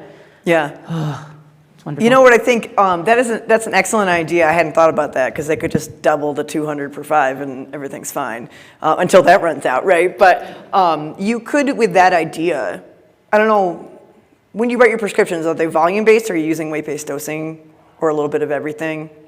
A little bit of everything, yeah. You could create favorites that have that in the comments to pharmacy field so that you don't have to retype it every time. Yeah, there you go, see? Yeah, or snap text, you know. Okay, here's another idea about out-of-stock medications. If you've never written one of these custom medication warnings, you can use this for many things, not just this, but I think this is a cool use of this tool. If you have administration privileges in PCC eRx, you would head into medication search, then medication warnings. Warnings sounds scarier than it is. This is like cute note. And so with this, you would go into this panel, search for the drug that's out of stock, and you could create a little note that everyone would see when they try to write it that says, nobody's got this. So I wrote like a polite professional one, but you could say, stop trying to write this, or please pick this other drug, or we know that Dwayne Reed on this corner seems to have it more often than someone else.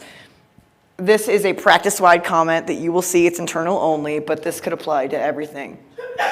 If you've never used this tool, I've seen some really, I wish Christoph was still here. He has written some crazy stuff in there, and he really has. And it's like, stop supporting Big Pharma, don't write this, you know. And so please use this to your advantage when you get home. Yes, question?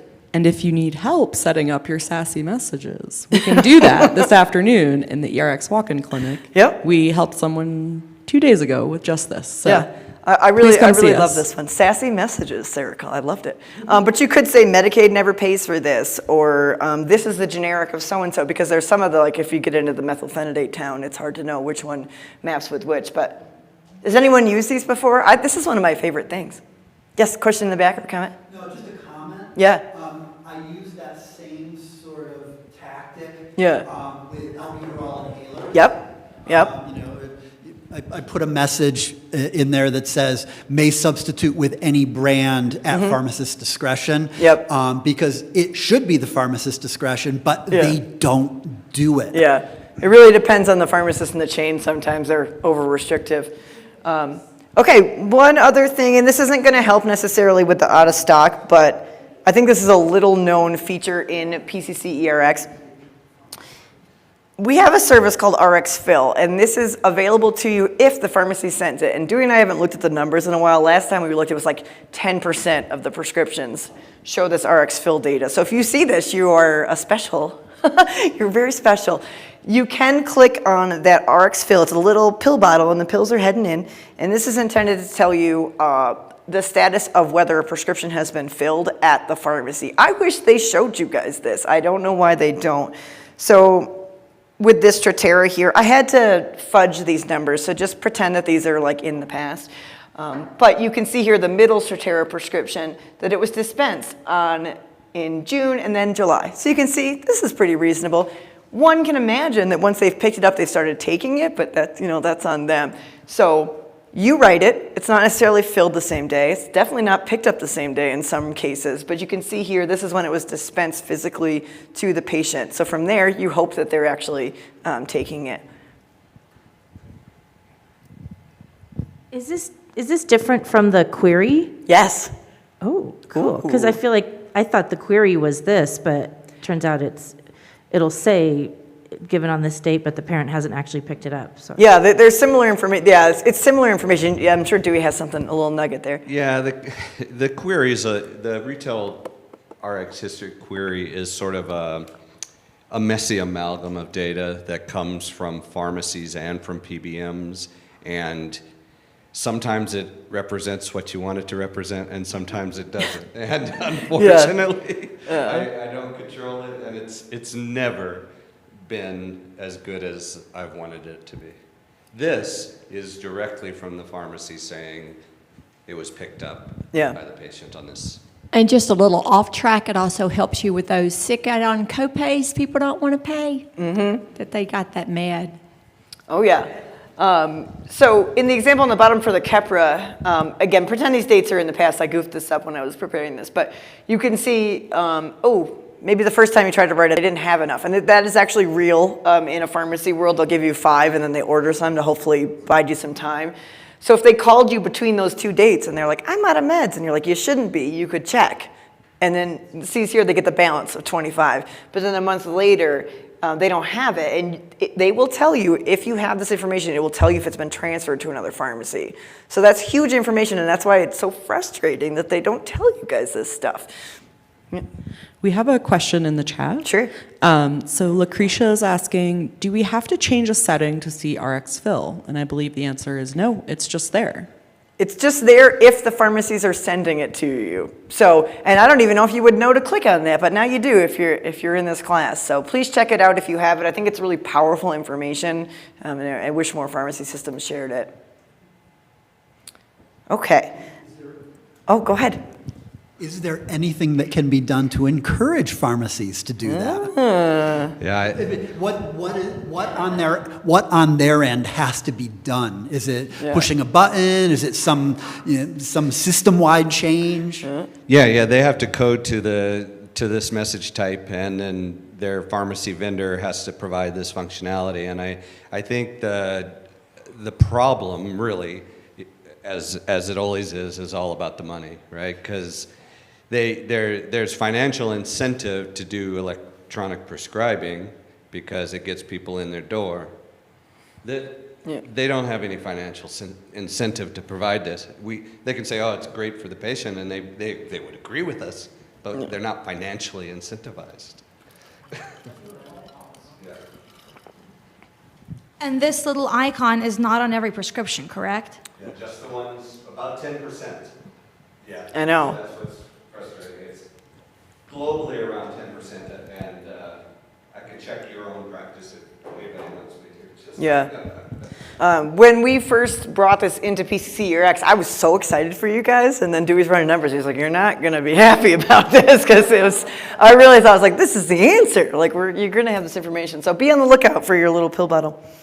All right, last one, and this is a little more lightheaded or light-hearted. Also lightheaded, I guess.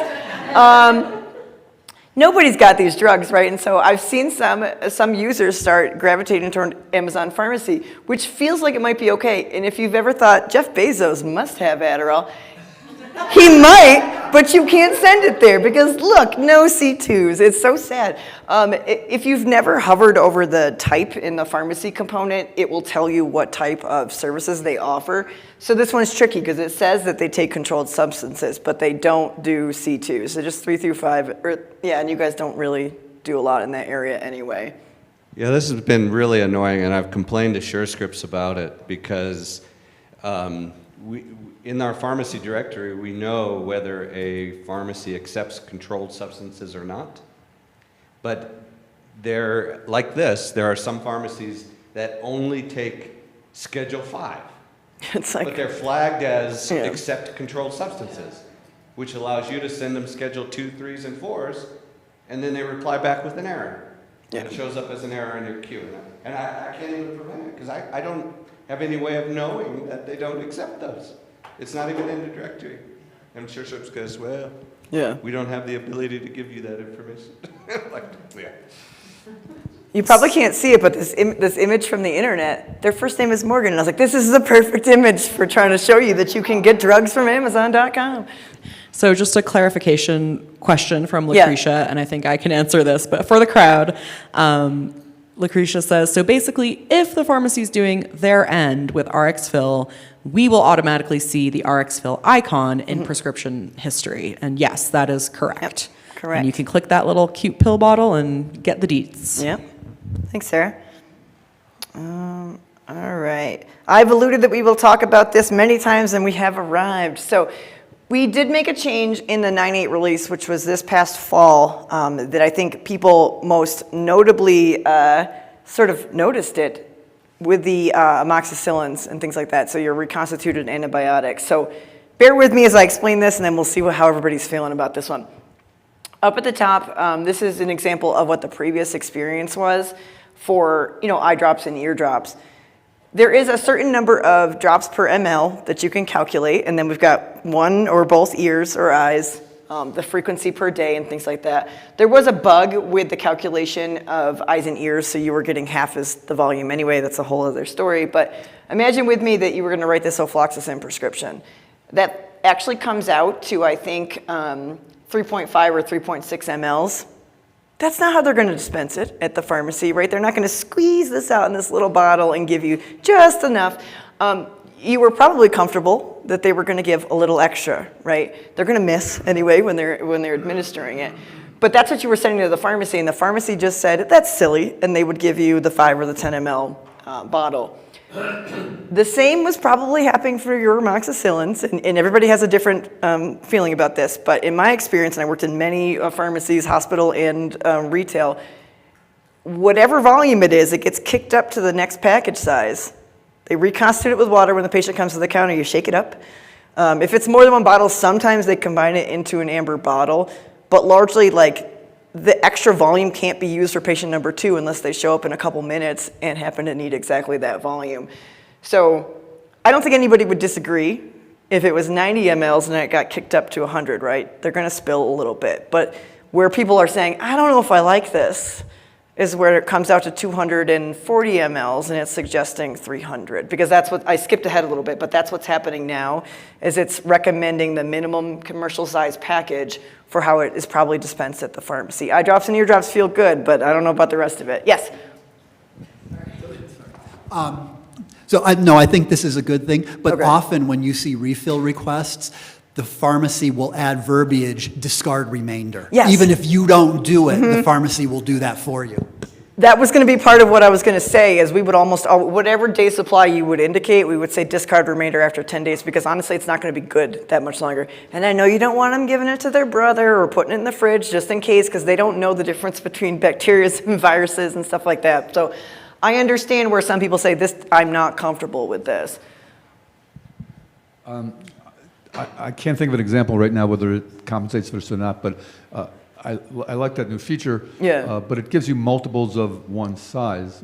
Yeah. I mean, sometimes there's a lot of, yeah. I see what you're saying. So maybe like 100 and a 50, like Right. do like a combo. Oh, okay. Well, maybe that's something we could look into, because you're Yeah, totally let's say right there's about this. 140 and there's only 50s and 100s, then Right. it'll go 2 100s, but you know, sometimes I'll just blank it out and just say 140 anyway, and Right. let them to figure out what to do. Okay. Yep. Dr. Schwartz is actually showing exactly what I was going to say. If you don't like that number, if that feels like it's too much medication, at any point you can go back to just straight mLs, and that's totally fine. One thing to note, there are some medications that come in big pint-sized bottles, like Bactrim.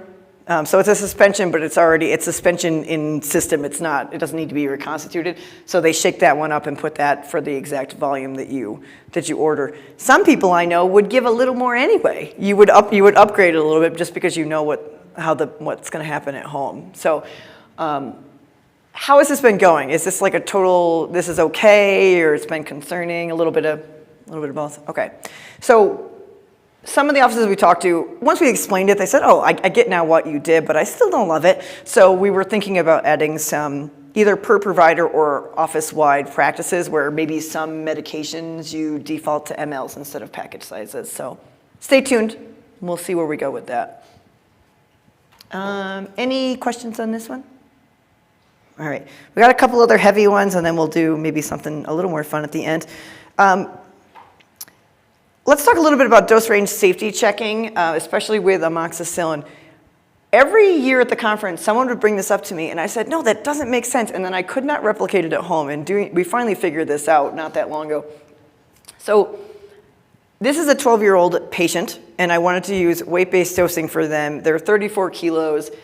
I'm doing this calculation. It's 400 per 5, 45 per dose. I hit this out, and it comes out to just over 19 mLs.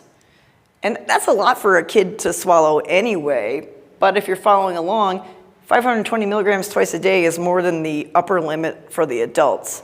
And you were not seeing alerts for this at all. So this was really tricky to figure out, and Dewey got in the database and started looking around.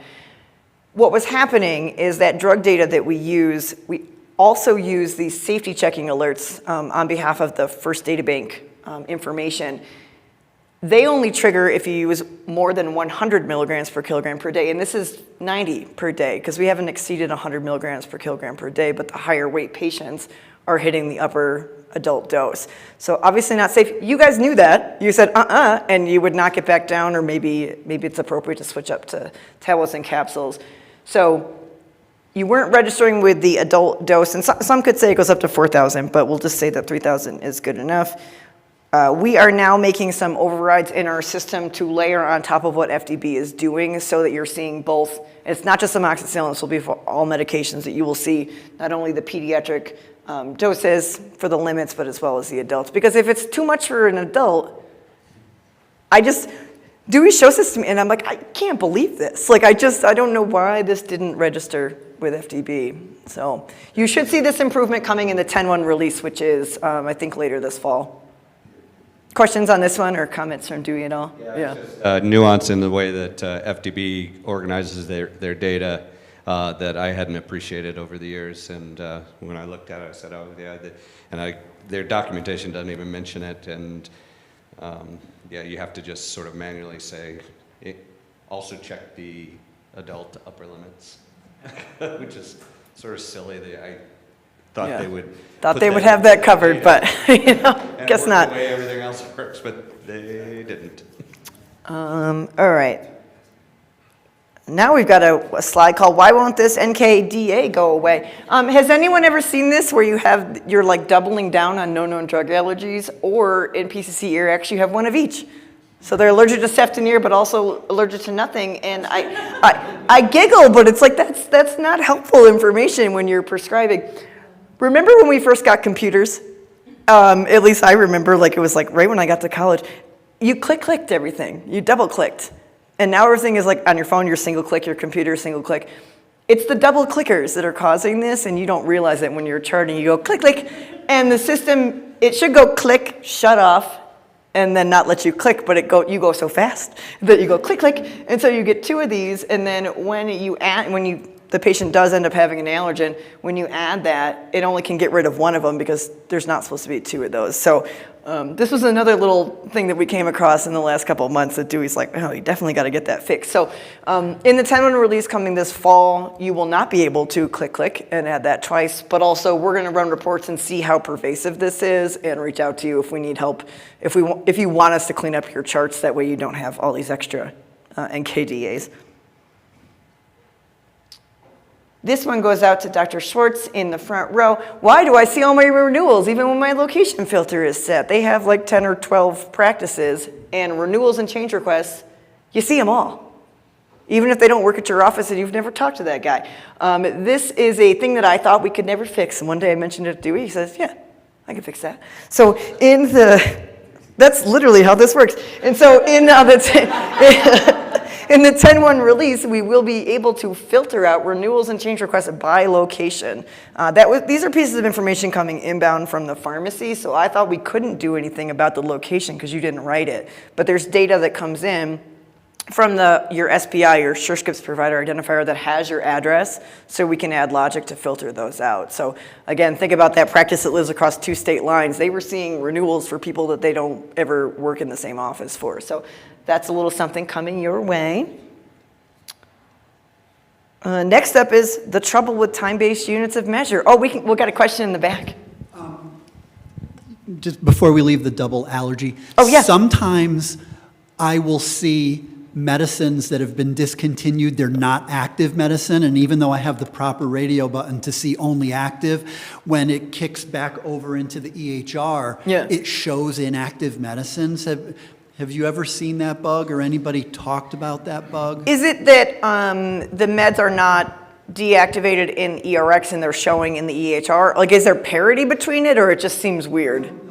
They're deactivated in eRx, but they still show up in EHR. I don't have a specific example, but I don't know if anyone's ever mentioned it. There is syncing that happens between, even though the product lives with us now, there is still syncing in the plumbing that takes that data and pushes it from eRx to EHR. There's times if you have like internet, like a little blip where that data should have come over and resync that. Myself and our support team use something called a demographic sync, and if you can change something about that patient, even temporarily, it will reach out to eRx and say, give me that fresh data, and then it comes back over. So you can try that next time, or just give us a call. We're happy to look. If you find like all day long, nothing is showing up in the EHR, you're not seeing that component at the bottom of the chart, or the data's not updating, that can be the result of the team that does our server upgrades, they're usually so good at getting that service back running, but sometimes it just shuts down. Yeah. So likely what it is there was the sync didn't complete for whatever reason, and so we can help you get those cleaned up. All right, so the trouble with time-based units of measure. Remember prescription pads back in the day, and you would write it all out, and you might say 5 mLs twice a day, and you'd say QS. And you were like, they'll figure it out, right? Or you say 1 tube of mifepiricin, 7 days, and they would figure that out. That's fine, except SureScripts wants you to use real values. And so there is no option for QS, I understand that. But you also can't say dispense a topical treatment for 7, 14 days or a month. SureScripts does not allow any days, weeks, or month to be used as a dispense quantity. So when it says time-based units, that means you can't go look at your dispense quantity. That's where you put mLs, grams, tubes, and things like that. So you can't use those time-based units of measure. And you might say, well, then just take them away. But people use them for speech therapy and occupational therapy when you're hand printing out those prescriptions. So just avoid those for the drugs and actually pick something. You'd be way better off. Even if you write 1 tube, they're going to call you and say, what size tube? So pick one of the tubes that's in the system, and that will keep those phone calls from happening. And I would say if you are a practice that doesn't use eRx for those other kinds of prescriptions where you want days on it that you print out, let us know and we'll just disable the time-based units fully, and you won't ever see them. If you don't ever use them, then we can disable them and it'll never land on them. Yeah, but ask your friends, because that's a practice-wide change, and sometimes people want different things. Okay, so like pretend we have this compounded butt cream, whatever. So we want it to do 4 times a day. Yep. So when can we write that in like to the parent section or whatever, but then on the dispense, we do actually the grams or whatever? Will that fix that? Okay. Yeah. So there's a big difference between day supply and how long the patient takes it versus like what you're telling the practice. So you see that day supply, that's an indicator that sometimes we'll make it on the patient label. I think you're, in that case, definitely putting it in the instructions of the patient for how long you want them to administer it would go a lot better than putting it in the dispense field. But none of those sections affect the ability to send stuff. Like no, that's all totally fine. Notes to pharmacy and stuff, like that's all different. Yeah, we're going to talk about some of those butt pastes in a moment. Yep. All right, here's another mysterious one. The case of the missing 2 milligram per ml omeprazole suspension. So it takes a while to find the one you want, right? You get in there and then you look at that drop down and you're like, so there's 2.5 and that feels weird. And you're like, 10? I didn't know there was 10. Do you guys know what you're actually looking at? This is not the suspension that you think it is. This is the little packet of powder, like an electrolyte almost, that you pour in a glass and then they mix it up and chug it, and it probably doesn't taste very good. You don't want this one at all, I'm pretty sure. So the trouble with omeprazole, pantoprazole, I know Clonidine is a different drug class, but those drugs, those common pediatric liquids, those are compounded at the pharmacy. Those aren't commercially available, so you'll never find omeprazole suspension in that capacity in the system unless you put it in there manually. If you've never excluded drugs from your system, stop by the open lab later, because you probably should just like blank this one out and not even use it. First doesn't make that anymore. Oh. Kits. So the omeprazole used to come in this kit called We'll get to that. You're so funny. So here's the thing. Okay, so avoid this one. Don't get frustrated. You're not crazy. You're just in the wrong. This is definitely those powder packets. And you can see it says like recon delayed, release packet. Like just ignore that one. Okay, so then what's up with these first compounding kits? You can't find these either, right? Again, you are not losing it. These are not in the system. The drug data that we use is from FDB, and they only include medications that are FDA approved. So these are compounding kits, and they're not subject to FDA approval. They're perfectly safe. Every pharmacy has them. They've got NDCs, but they're just not going to be in the system. So if you want to use these, you can follow the pathway at the bottom to add those manually. I have a couple more things to say, but you can do your question first. So just let me know when you're done with this. There's a question on the other one. Okay. So what you're saying, so you don't think the omeprazole kit exists anymore? Is that what you've heard? The question was, doesn't it exist? But it doesn't show up because it's not Yes. Oh, I thought you meant that they first stopped making it. I see your question. You're so funny. See, that's why I put this in here. So watch out for this, because since I had to get an updated screenshot, they've started making a pantoprazole kit, but it's 4 milligrams per ml and not 2. And I don't know why they did this. So just watch out, because it might not be the strength that you're looking for. In general, all of these compounds that you can't find, those first compounding kits, your speech therapy, that CVS brand Zyrtec that you really want, or whatever the diapers are, all of this can be added in custom medications. If you've never done this, we would love to show you this afternoon, because you can put anything you think of. So those search results, only FDA approved things. It's nothing that's manually compounded. And this is a screenshot that I borrowed from a client. I forget who it is now. But look, that's not even like, that's the beginning of their C's. They have so much stuff that they've put in there, because this is another efficiency that you can work on at your office. Yeah. So it was just a little confusing, or maybe I missed it. On the previous thing with the day supply stuff, Yeah. where don't you want to have, what is it? So did that you see don't that? want- It's tough in these screenshots. That orange highlighted box Right. around the dispense field, that's where you can't put days, weeks, or months. This will happen sometimes by default, depending on the entry that you pick. You'll okay. know when you try to send it, because it will say right here. I just feel like people don't, translating that has been interesting. Okay. And now, I thought you were talking about the duration. For Oh, no, below. duration, have fun. That is for sure Right. expected. Yeah. But now that you mentioned, I see it's there on the drop down, but I've never seen it come Yeah, up. So, yeah. okay. It shows up sometimes with some topical treatments or custom meds by default, and then you get stuck. Question from Sarah. Yeah, we have a question from the chat. It's a little bit outside of what we've been talking about. It goes back to inhalers. Okay, sure. Let's so go I'll for throw it. it out there. Maybe we can address it now. Maybe we can address it later. Lori Smith is asking, we receive refill requests for inhalers from the pharmacy, like albuterol, for, quote, 6.7 inhalers for 23 days. What is that, and can it be fixed? Oh, hi, Dr. Lori.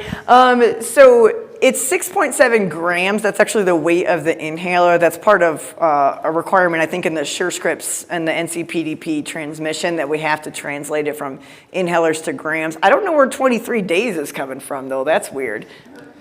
Yeah, I can't tell you the number of weird things that I've seen pharmacies send in those renewal requests. I mean, they literally send us 6.7 each.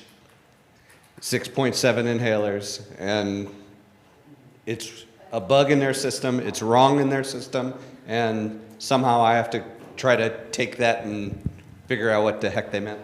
Well, it's a throwback to handwritten prescriptions, because you used to write Ventolin as dispense one 17-gram inhaler. Yeah. So I know. But, Right. but it would the request would always come through as, instead of 17 grams, it would come through as 17 each. It's just a leftover. Yeah. Right, exactly, yeah, and it's so funny, the NCPDP in all their wisdom actually said you can no longer use inhaler as a unit of measure, but each is fine. So now I we're know, just throwing each I know. Whenever they feel like it. It's craziness.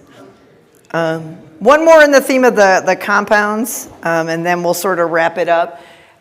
So you may have noticed in your system, now that we've started talking about where to go to create compounds, if you get in here and say, well, I didn't put this APNO or this magic mouthwash, you didn't. PCC put that in there for you. These are I really like these ones. These are itemized per ingredient recipes for your compounds. You can add anything you want sort of in that manual mode. It's pretty free text, it's pretty casual, but if you like these more structured ones, we can help you add these. You can't do these super specific ones, but this way the ratio stays the same, but the total volume or the total amount can vary by the patient that you have. These individual ingredients also participate in safety checking, so you're making sure that your kids are still safe. These ones, we added the APNO and the Magic Mouthwash. This Magic Butt Cream, I think, was from our clients at Brookfield Pediatrics, so that's what they like. Everybody has a slightly different version of this based on where you went to school, your residency, your region, so if you want something besides those 3 ingredients, and you want one of these super customized ones, we can certainly do that. Drew and I will ask you a lot of questions because we want to make sure we get the recipe right. there's 3 different types of nystatin, so we don't know what you prefer in your nystatin recipe. You can also call your pharmacy staff when it's not like the busy middle part of the day and ask them how they typically prepare it too. They can give you a hint on that. If you are adding custom meds for pantoprazole, omeprazole, whatever, you do not need to tell them how to make it. They know how to make that one, but it's when you have these like per ingredient topical ones that it's best to explain your preference there. Has anyone ever looked at the magic mouthwash that's in there, the other stuff? Yeah. Use that to know about the blood phase. Oh, yeah. So whatever, and you could have a couple at your practice if not everybody wants the same thing. So take these slides home. If that's not exactly your recipe, let me know. We can create you one that looks a lot like that. And you can have whatever name too. It can, you know, everybody's got the diaper paste, and there's like Pittsburgh paste or something. I don't know. I don't know. Okay. We're almost done. If you just heard, wow, I love customizations, we've got more. We're not going to cover all of these, but this is all sorts of stuff you can do. There are hundreds of thousands of dosing statements and sentences. You can hide those. You don't need to stress about the amount of results you're getting. You just go into one of the panels and you just remove them. They're not gone forever, but they're out of the screen. You can add custom search terms to find things easier. You can create fresh sentences and fresh drugs. You can add medication warnings. That was that example earlier where we said you can say, this is out of stock, stop trying to order this. You can change your safety checking alerts. And if you find every time you override something, you type the same sentence out every time, don't do that. You add it in this safety checking override panel, and you can just click it and use it every time. The last thing I'll leave you with is we've got a walk-in clinic. You've heard us promote this a couple times. Go eat some lunch, but then stop by if you want to talk more about an example you have, do customizations, or just hang out. Dewey was going to show you what it looked like from his phone, but I think we're like out of. I mean, if anyone wants to see prescribing from Dewey's phone, he'll show you. But thank you so much. It's such a pleasure to always have you guys here with all of your great questions. And please tell your staff back home if they want to come to these drop-in sessions, their Zoom calls once a month. We'd love to see you. So thank you so much. And thanks everybody on the internet. Bye. Aw, thanks. Thanks.